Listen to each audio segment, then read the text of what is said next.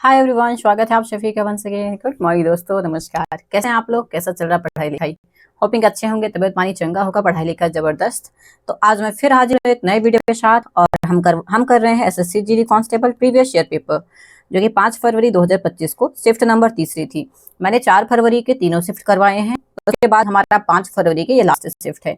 इतना मैंने SSC GD का करवा दिया है। इसके साथ साथ एनटीपीसी के क्वेश्चन करवाए हैं, फेज 13 के क्वेश्चन करवाए हैं और एक आध और करवाए हैं, अभी पूरा याद नहीं आ रहा है। सो जुड़ना ना भूले मेरे से। Thank you so much. अब आपको करना क्या है, लाइक कर देना है, आपको शेयर करना है दोस्त, और सब्सक्राइब कर देना है। बस इतना काम आपका है। आपको 100% जेन्युइन यहाँ पे रिव्यू मिलेगा। कोई भी एक भी क्वेश्चन इधर उधर से नहीं लूंगी मैं, क्योंकि मुझे पता है कि भाई आपका टाइम जितना प्रेशियस उतना टाइम मेरा भी बहुत प्रेशियस है ना। पहला क्वेश्चन हमारे पास, the attorney general of India provides legal advice fill the blanks. Bharat के महान्यायवादी जो हैं वो किसको कानूनी सलाह दे रहे हैं? गवर्नर ऑफ द स्टेट, राज्य के राज्यपाल को, चीफ जस्टिस ऑफ इंडिया को, chief minister of the state या फिर यूनियन गवर्नमेंट को। महान्यायवादी की बात हो रही है, अटॉर्नी जनरल ऑफ इंडिया किसको एडवाइस करते हैं? बताइए जरा, क्या आंसर हो जाएगा हमारा? थैंक यू सो मच, बहुत शुक्रिया। सो डेफिनेटली हमारा जो उत्तर हो जाएगा भाई कि हमारे जो यूनियन गवर्नमेंट को अटॉर्नी जनरल ऑफ इंडिया यहाँ पे गाइड करते हैं या फिर गाइडेंस देते हैं। आंसर हमारा जो रहेगा वो रहेगा D number, D for Delhi, है ना। हमारा जो आंसर रहेगा that will B D number हो जाएगा, यूनियन गवर्नमेंट। और आर्टिकल कौन सा? अंडर आर्टिकल नंबर मेरे ख्याल से 76 होगा, आर्टिकल नंबर 76। आर्टिकल नंबर 76 के तहत यहाँ पे हमारे जो अटॉर्नी जनरल ऑफ इंडिया है वो यूनियन गवर्नमेंट को सलाह देते हैं। नेक्स्ट क्वेश्चन हमारे पास है, बताइएगा, according to census 2011 in which state is the difference in the male and female literacy rates was high. मतलब सबसे ज्यादा मेल और फीमेल में असमानता कहाँ पे थी? मतलब मेल ज्यादा था, फीमेल बहुत कम था। राजस्थान है, लिटरेसी रेट हो रही है, राजस्थान है, झारखंड है, बिहार या फिर एमपी। सारे के सारे लोग बताएंगे। और अगर बात करें मेल लिटरेसी रेट जो था लगभग 80% था, 80%, 79 लगभग परसेंट था। मेल लिटरेसी रेट था 79% और female literacy rate, anyone have any idea? बताओ अगर शांति से, मतलब ऑनेस्टी से दिल पे हाथ रख के मुझे जवाब देना कमेंट सेक्शन में, आपको पता है कि नहीं पता है। और अब मैं बता देती हूँ, है ना। सो डेफिनेटली हमारे पास जो था टोटल गैप जो था वो 27% का था। गैप जो था 27% का था। और ये मेरे ख्याल से 27 तो 7 में से 2, 52% लगभग आसपास था। ठीक है। और राजस्थान इज द राइट उत्तर हियर। सो राजस्थान में सबसे ज्यादा 2011 के सेंसस के अकॉर्डिंग लिटरल यहाँ पे गैप था मेल एंड फीमेल में। नेक्स्ट क्वेश्चन हमारे पास है question number 3। According to Vishnu Puran, who was Chandragupta Maurya's mother?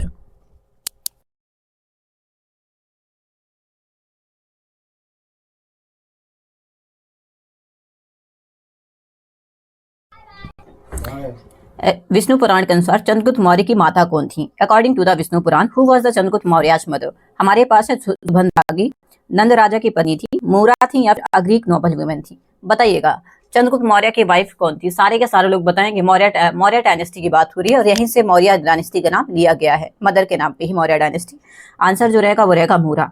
Myra is the right उत्तर हियर, है ना। मूरा इज द राइट उत्तर हियर। आगे बढ़ेंगे। नेक्स्ट क्वेश्चन हमारे पास है question number 4। As per census 2011 which of the following northern state has the highest literacy rate? Northern state, उत्तर के राज्यों की बात हो रही है। हमारे पास है 2011 की जनगणना के अकॉर्डिंग किस उत्तरी राज्य की साक्षरता दर सबसे ज्यादा है? हरियाणा है, पंजाब है, उत्तराखंड या फिर हिमाचल प्रदेश? सारे के सारे लोग आंसर करेंगे।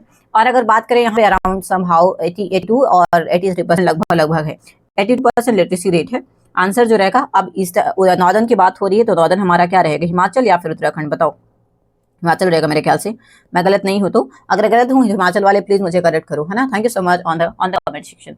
नेक्स्ट क्वेश्चन हमारे पास question number 5। Question number 5, I hope आपको प्रॉपर विजिबल होगा, प्रॉपर स्क्रीन दिखाई दे रही होगी। In the October 2024 the Union Cabinet approved which scheme to promote sustainable agriculture and food security. October 2024 में केंद्रीय मंत्रिमंडल ने टिकाऊ कृषि और खाद्य सुरक्षा को बढ़ावा देने के लिए किस योजना को मंजूरी दी है? अक्टूबर 2024 में national food security mission, national mission on agriculture extension, national mission on oil seeds and oil palm, PM राष्ट्रीय कृषि विकास योजना, पीएम आरकेवीवाई। तो मेरे ख्याल से बन ही जाना चाहिए। अक्टूबर 2024 की बात हो रही है और पीएम साहब अभी क्या लॉन्च कर रहे हैं? पीएम से रिलेटेड सारी, जैसे पीएम हाउसिंग स्कीम है, इंदिरा आवास योजना है ना, प्रधानमंत्री आवास योजना है, प्रधानमंत्री किसान योजना है, जनधन योजना है, इसके साथ साथ there are lots of schemes, है ना। आंसर हमारा जो रहेगा पीएम राष्ट्रीय कृषि विकास योजना, अक्टूबर 2024 में ये लॉन्च हुई थी by the PM Narendra Modi. Next question we have question number 6। Padma Shri Mukund Padmashri है Mukund Nayak was honoured with the Sangeet Natak Akademi award 2017 में for which category. Padmashri Mukund Nayak ji को 2017 के संगीत नाटक अकादमी पुरस्कार से किस श्रेणी के लिए सम्मानित किया गया है? कार्नेटिक म्यूजिक के लिए, हिंदुस्तानी क्लासिकल म्यूजिक के लिए, फोक म्यूजिक या फिर कव्वाली के लिए। हमारे क्या नाम है इनका क्या नाम है? सारे लोग बताएंगे मुकुंद नायक जी।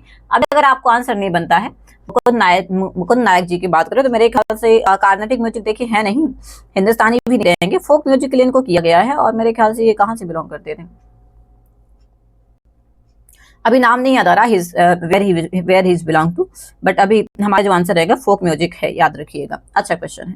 नेक्स्ट क्वेश्चन हमारे पास है question number 7। In which month does the रण उत्सव स्टार्ट एट कच्छ। गुजरात के कच्छ में रण उत्सव किस महीने में स्टार्ट होता है? मई में होता है, नवंबर में होता है, अप्रैल या फिर फरवरी। और देखिए आपका कच्छ के रण की बात करें तो पूरा व्हाइट डेजर्ट है। व्हाइट डेजर्ट इट मींस यहाँ पे पूरा बर्फ बर्फ बर्फ है। सो बताइए जरा क्या आंसर हो जाएगा हमारे पास। रण उत्सव किस महीने में स्टार्ट होता है, कब से स्टार्ट होता है और कब तक चलता है? तो मैं बता रही हूँ फरवरी तक चलता है। फरवरी में एंड हो जाता है, फरवरी में एंड होता है और स्टार्ट जब होता है तो वो नवंबर हो जाएगा, नवंबर से स्टार्ट होता है, नवंबर टू फरवरी चलता है ये लगभग कच्छ का रण महोत्सव। ठीक है। Question number 8, what was the MSU. अच्छा एक क्वेश्चन है यहाँ पे, कच्छ के रण में कौन सी नदी जो है वो विलुप्त हो जाती है, मतलब गायब हो जाती है? विच रिवर जो कि ऐसी कौन सी नदी है जो कि कच्छ के रण में खत्म हो जाती है, गायब हो जाती है? चलिए विच रिवर, सॉरी रिवर है ना। आगे बढ़ेंगे। नेक्स्ट क्वेश्चन है what was the MSP principle announced in the union budget 2018-2019। केंद्रीय बजट 2018-19 में न्यूनतम समर्थन मूल्य के संबंध में क्या सिद्धांत घोषित किया गया था? हालांकि जो एक बार क्वेश्चन पूछ लेता है, करंट का क्वेश्चन दोबारा नहीं आता है, चांसेस बहुत कम हो जाते हैं, but still we have to study, है ना। Equal to the cost 1.5 times the cost, 50% less than the cost या फिर डबल द कॉस्ट। एमएसपी की बात हो रही है। एमएसपी में क्या लागू हुआ था? हमारे पास जो है फार्मर्स को एटलीस्ट 50% प्रॉफिट ओवर प्रोडक्शन देना था, तो 1.5 हो जाएगा, 1.5 मतलब लागत का लगभग 1.5 गुना, 1.5x, मतलब 50% नुकसान फायदा हो जाए किसान को, ऐसा है ना। आंसर जो रहेगा that will be B number. Next question हमारे पास है when was the first 5 year plan. भाई इसका मैं आंसर नहीं बताऊंगी। पहली पंचवर्षीय योजना, हमारे पास आंसर जो रहेगा वो रहेगा सी नंबर। 1950 में योजना प्लानिंग कमीशन बना था। और ये बताइए जरा प्लानिंग कमीशन के हेड कौन थे, चेयरपर्सन कौन थे? प्लानिंग कमीशन के चेयरपर्सन कौन थे? और ये प्लानिंग कमीशन यहाँ पे बना था, ठीक है। और हमारी जो फर्स्ट 5 ईयर प्लान आई थी वो 1951। और इसके अलावा ये हमारा एग्रीकल्चर बेस्ड था, इसका जो बेस वो था एग्रीकल्चर था। और हेरोडोमर मॉडल था, ये भी याद रखिएगा, हेरोडोमर मॉडल था, है ना। और क्या तीन बांध बने थे यहाँ पे। एक तो भाखड़ा नंगल बांध था, भाखड़ा डैम था, भाखड़ा नंगल डैम था। और महानदी पे एक डैम था जिसे हम क्या कहते हैं, महानदी रिवर पे एक डैम था। नाम बताइएगा महानदी रिवर पे कौन सा डैम था, विच डैम? और एक और था। तीनों डैम को आप बताइएगा मुझे, है ना। Thank you. नेक्स्ट क्वेश्चन हमारे पास, in which sport does the time out rule apply. Time out rule apply किस खेल में होता है? बैडमिंटन है, रेसलिंग है, क्रिकेट या फिर जूडो। टाइम आउट भाई किस में होता है? सारे लोग बताएंगे टाइम आउट हमारा कहाँ पे होता है। सो अगर हम बात करें टाइम आउट, बताइए जरा क्या आंसर हो जाएगा। मेरे ख्याल से टाइम आउट कहाँ पे होता है बताइए जरा, और अच्छे से बताइएगा। और ये जो हमारा टाइम हुआ था ना, हमारा जो टाइम आउट हुआ था वो 2023 में मेरे ख्याल से कोई प्लेयर थे, उनको टाइम आउट दिया गया था। आंसर जो रहेगा वो हमारा सी रहेगा। टाइम आउट जो होता है क्रिकेट में होता है। नेक्स्ट क्वेश्चन है question number 11। 87 year old Ramlal Bareth, a Kathak dancer was awarded which award in 2024। Padma Vibhushan है, पद्म भूषण है, पद्मश्री या फिर साहित्य अकादमी अवार्ड। रायगढ़ दरबार के एकमात्र जीवित कथक नृत्यक हैं 87 वर्षीय रामलाल बरेठ को 2024 में किस अवार्ड से सम्मानित किया गया है? बताइएगा सारे लोग। Thank you so much.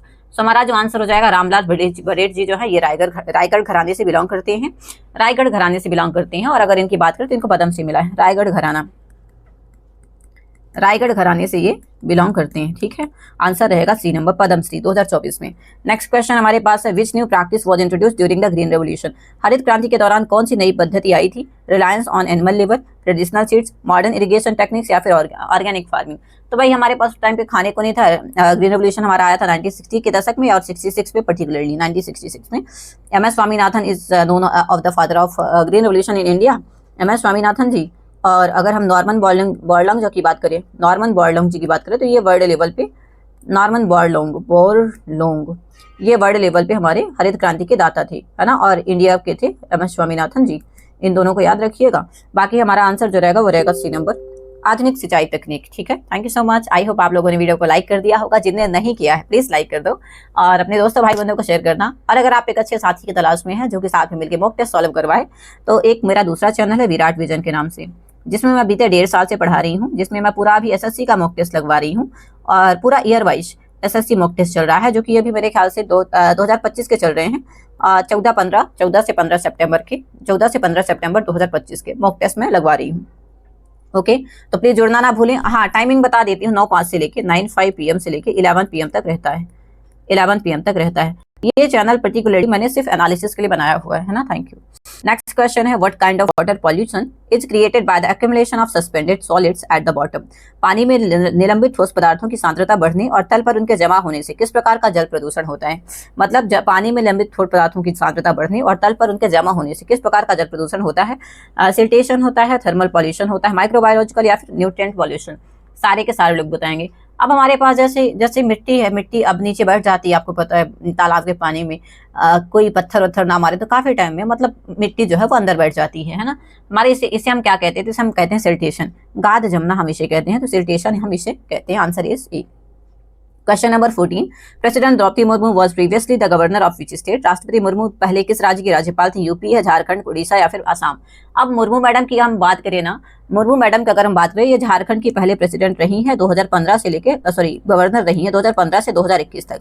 और अगर द्रौपदी मुर्मू मैडम की बात करें तो ये संथाल टाइप से बिलोंग करती हैं, संथाल टाइप से बिलोंग करती हैं। इसके साथ साथ इनका जो संबंध है वो मयूरभंज उड़ीसा से है, मयूरभंज उड़ीसा से इनका संबंध है। ये थोड़ा सा याद रखिएगा, मतलब इनका बर्थ प्लेस है वगैरह है, बर्थ है, मतलब यहीं से ये बिलोंग करती हैं मैडम। ठीक है, आगे बढ़ेंगे। करंट में हमारी प्रेसिडेंट है ना, ये तो पता ही है आपको। Thank you so much. Next question, which law is Willebrord Snell board most important contribution. Willebrord Snell का विज्ञान में सबसे ज्यादा योगदान किसमें है। Law of viscosity, law of motion, law of refraction या फिर लॉ ऑफ इलेक्ट्रोलिसिस।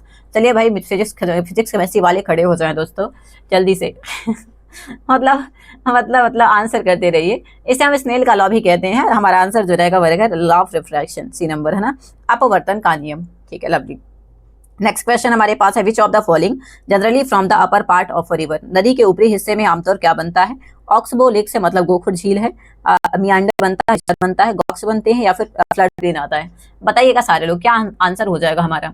कि मतलब जैसे रिवर जो क्रिएट करती है वी शेप का क्रिएट करती है, रिवर जो क्रिएट करती है वी शेप क्रिएट करती है ना। और यहाँ पे क्या बनता है कि हिली या फिर यहाँ पर ड्यू टू रीजन में स्टीप स्लोप होता है, तो मेरे ख्याल से यहाँ पे जॉर्ज बनेंगे, जॉर्ज बनेंगे, जॉर्ज महाखड्ड बनते हैं वी शेप के, है ना। तो आंसर जो रहेगा वो रहेगा सी नंबर। ठीक है, lovely. Thank you so much दोस्तों, बहुत शुक्रिया। सारे लोगों से गुजारिश प्लीज चैनल को लाइक करिएगा, लाइक कर दीजिएगा, शेयर करिएगा और subscribe please. Thank you. Okay, lovely. आगे बढ़ेंगे। Question number 17, which classical dance from originated in Kuchelapuram village. Krishna जिले के कुचेलापुरम गांव में किस शास्त्रीय नृत्य की शैली की उत्पत्ति हुई है। कथकली है, कुचिपुड़ी है, कथक या फिर मोहिनीअट्टम। कुचेला गांव की बात हो रही है। और अगर कुचेला की बात करें, देखिए अगर हम बात करें विजयनगर एम्पायर की, विजयनगर एम्पायर की बात करें तो हम्पी इसकी कैपिटल थी। और हमारा जो आंसर रहेगा यहाँ पे क्या बोलते हैं, कुचिपुड़ी। हमारा जो आंसर रहेगा वो रहेगा कुचिपुड़ी। कथकली आपको पता है केरला का है, कथक यूपी का है, मोहिनीअट्टम केरला का है। तो हमारा जो आंसर हो जाएगा वो रहेगा बी नंबर। और ये आंध्र प्रदेश का है, ये भी याद रखिएगा। आंसर हमारा बी है। ठीक है, लवली दोस्तों, thank you so much. Next question, question number 18, the government of India act 1935 provides for how many list of division of power. Bharat सरकार अधिनियम 1935 ने केंद्र और प्रांतों के बीच शक्ति के विभाजन के लिए कितनी अनुसूची बनाई थी। 4 लिस्ट बनाई थी, 3 लिस्ट बनाई थी, 2 और 1। सारे लोग बताएंगे। और डेफिनेटली आपको पता फेडरल थी, प्रोविंस थी और कॉन्करेंट लिस्ट थी। हमारे पास क्या था, फेडरल थी और इसके साथ साथ प्रोविंस थी, राज्य सूची है ना, प्रोविंस। और हमारे पास क्या थी, तो हमारे पास कॉन्करेंट लिस्ट थी। उसके पहले इसे हम प्रोविंस को स्टेट भी कह देंगे, फेडरल को हम सेंट्रल कहेंगे। और इसके साथ साथ हमारा जो राइट टू एजुकेशन था, एजुकेशन जो हमारे पास था पहले स्टेट में था एजुकेशन, लेकिन यहाँ से काट के ना, एजुकेशन से काट करके यहाँ पे इसे कॉन्करेंट में डाल दिया गया है। तो याद रखिएगा, है ना। थैंक यू, बहुत शुक्रिया। तो आंसर हमारा 3 लिस्ट रहेगा, मतलब आंसर नंबर बी रहेगा। नेक्स्ट क्वेश्चन हमारे पास है क्वेश्चन नंबर 19, ये सेकंड लास्ट क्वेश्चन होने वाला है। सारे लोगों से गुजारिश है प्लीज आप लोग लाइक जरूर करिएगा। आगे बढ़ेंगे। What is the standard width of the field in an international hockey match. अंतर्राष्ट्रीय हॉकी मैच में मैदान की मानक चौड़ाई कितनी होती है। 60 मीटर है, 45 मीटर है, 50 या फिर 55। सारे के सारे लोग बताएंगे। और अगर हम इसके डायमेंशन की बात करें ना, तो 91 पॉइंट समथिंग हो जाता है, 0.5 या फिर 0.4। 91.5 इंटू हमारा कितना होता है, तो 55 होता है लेंथ इंटू विड्थ। तो विड्थ की बात करें हमारे पास जो रहेगा वो रहेगा D number. International hockey match की बात हो रही है, इसका जो डायमेंशन होता है लेंथ इंटू ब्रेड्थ जो रहेगा वो रहेगा ये, ठीक है, याद रखिएगा, ये दोनों मीटर में है, याद रखिएगा। नेक्स्ट क्वेश्चन जो कि हमारा लास्ट क्वेश्चन होने वाला है। Thank you so much. The quit India resolution was pass during which session of INC. Bharat छोड़ो प्रस्ताव भारतीय राष्ट्रीय कांग्रेस के किस अधिवेशन में हुआ था? कराची सेशन में, बॉम्बे सेशन में, लाहौर या फिर कलकत्ता? सारे के सारे लोग बताएंगे। और आपको पता है भारत छोड़ो आंदोलन कब पास हुआ था? तो अगस्त 8 1942 में। इसे हम अगस्त प्रस्ताव के नाम से भी जानते हैं। हमारा कहाँ हुआ था? कराची सेशन, बॉम्बे सेशन, लाहौर या फिर कलकत्ता? सो डेफिनेटली आंसर जो रहेगा भाई ग्वालियर टैंक मैदान में हुआ था, जो कि कहाँ पे है? और गांधी जी ने यहाँ पे करो और मरो का नारा दिया था, डू एंड डाई का नारा दिया था। बॉम्बे हमारा आंसर हो जाएगा ग्वालियर टैंक मैदान। ग्वालियर, ये गलत लिख रही हूँ मैं, ग्वालियर टैंक मैदान में हुआ था, जो कि ये कहाँ सिचुएटेड है? तो ये हमारा सिचुएटेड है वही बॉम्बे में, ठीक है, current Mumbai. Thank you so much everyone, बहुत शुक्रिया। प्लीज चैनल को लाइक करिएगा, दोस्तों के साथ शेयर करिएगा, सब्सक्राइब मारिएगा। इसका पीडीएफ अगर आपको चाहिए तो आपको टेलीग्राम पे मैसेज करना पड़ेगा और मैं आपको दे दूंगी लिंक, दे दूंगी मैं पीडीएफ। इसके साथ साथ अगर आप टेलीग्राम से नहीं जुड़े हैं, आपको जैसे एसएससी जीडी के पेपर होने वाले हैं 26 तारीख से, तो आप मुझे अपने सुझाव साझा कर सकते हैं कि आपका एग्जाम में क्या क्या फंसा था। तो मैं डेफिनेटली नए नए वीडियोस लाने की कोशिश करूंगी, पूरी कोशिश रहेगी। थैंक यू सो मच दोस्तों, बहुत शुक्रिया। चलो आज का सेशन बस यहीं तक था। होपिंग आपको मजा आया होगा, अभी तक जुड़े हैं तो सेशन को आपने लाइक कर दिया होगा, सब्सक्राइब कर दिया होगा, और जो क्वेश्चन मैंने पूछे हैं उनके कमेंट मुझे आंसर जरूर करना। Thank you so much. Next video कल मिलते हैं हम लोग, तब तक के लिए शुक्रिया एवरीवन। हंसते रहिए, मुस्कुराते रहिए, पढ़ते रहिए। Thank you, bye bye, thank you so much. Okay.